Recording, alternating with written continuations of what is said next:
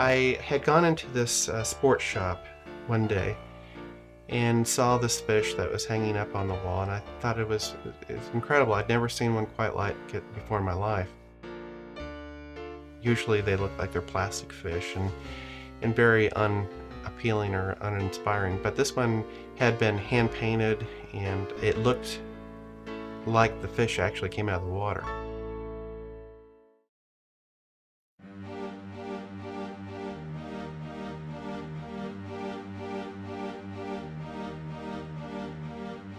And I thought to myself, I'd like to see if I have any kind of ability to do that. That looks like fun. I did some investigation, found a school in Montana that I liked, went out there, and 4 weeks later I was a taxidermist. I was able to express myself in a way that kind of like an awakening of sorts, actually, because I really have a passion for it. And also I've been a frustrated artist all my life. He's got to be howling like that. One of the most frequent questions that I'm asked is, do I hunt? And quite frankly, no, I don't. I have an air gun that I keep out by the back door to get rid of all the type of varmints that we have. We have crows and squirrels, and they make a big mess and they scare away all the pretty little birds that we feed.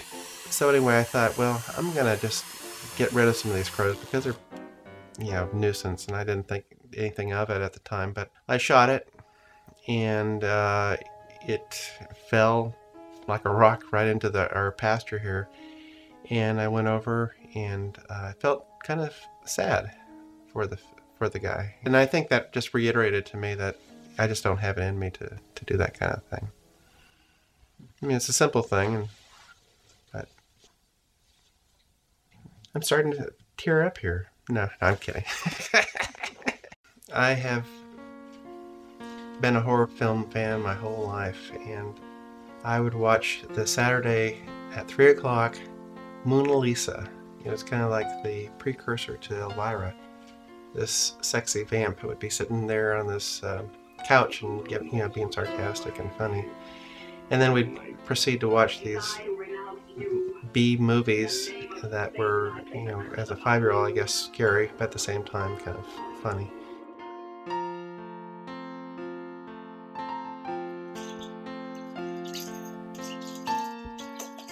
Most people, I think, that meet me think that I do have kind of like a morbid side.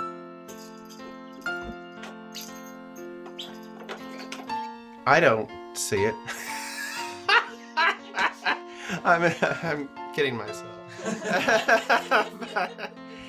but yeah, I would say that I have kind of a morbid sense of humor too. So. Taxidermy can be kind of bloody. Do you think there's any sort of correlation? Yes, there is, Doctor. I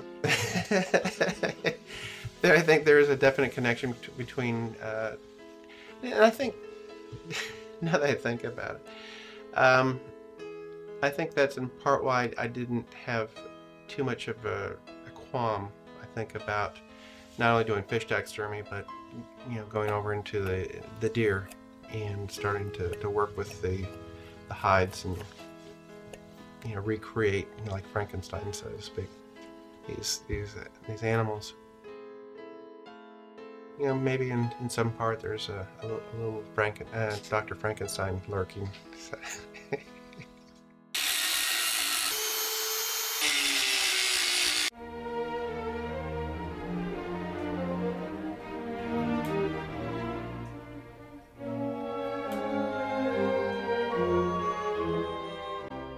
There's a pupil right in the middle, and I want it to go horizontal, right with the tear duct here.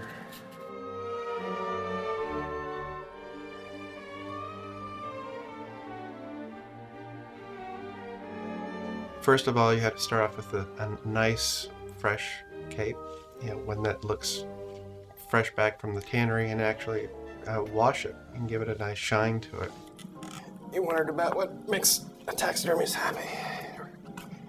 That would be a cape that stretches. The next part is to have a good form, a form that will actually enhance the characteristics of the deer. And also, I like to use the very best glass eyes that are on the market. They're usually, even have the veins in them and colorations that you normally wouldn't get with regular commercial eyes. And then make sure that everything is as repaired or sewn or is in good condition as possible.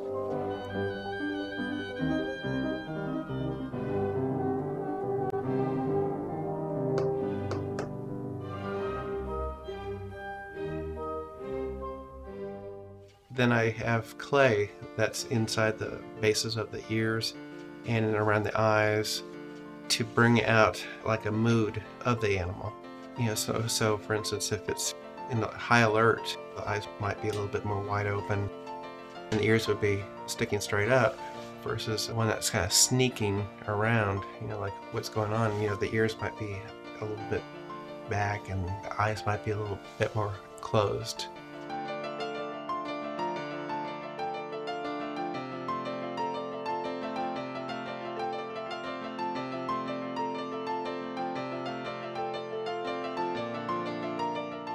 But I use a paintbrush to just highlight the eyes so that it looks like it has little glistening eyes, like they're so it's alive.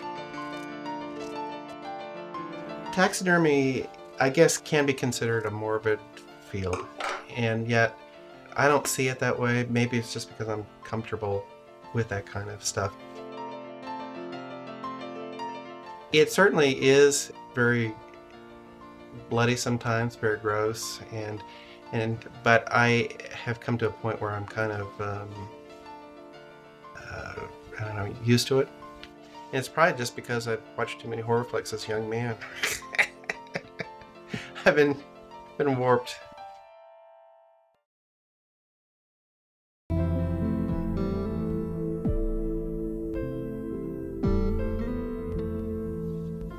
When someone brings something in to be taxidermied, I like to preserve it, and I do it with the respect that's due to that animal, and try to bring it back to life, so to speak, so that it can be remembered in honor.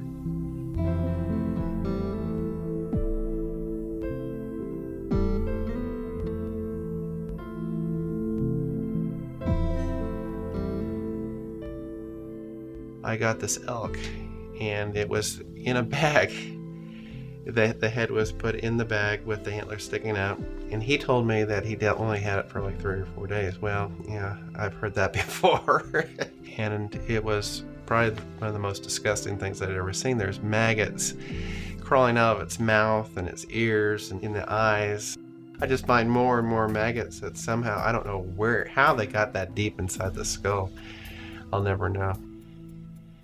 I have to say, it burnt an image in my mind that I can't get out of to this day. So other than being totally grossed out, I probably would do that again. So, but always double glove. So.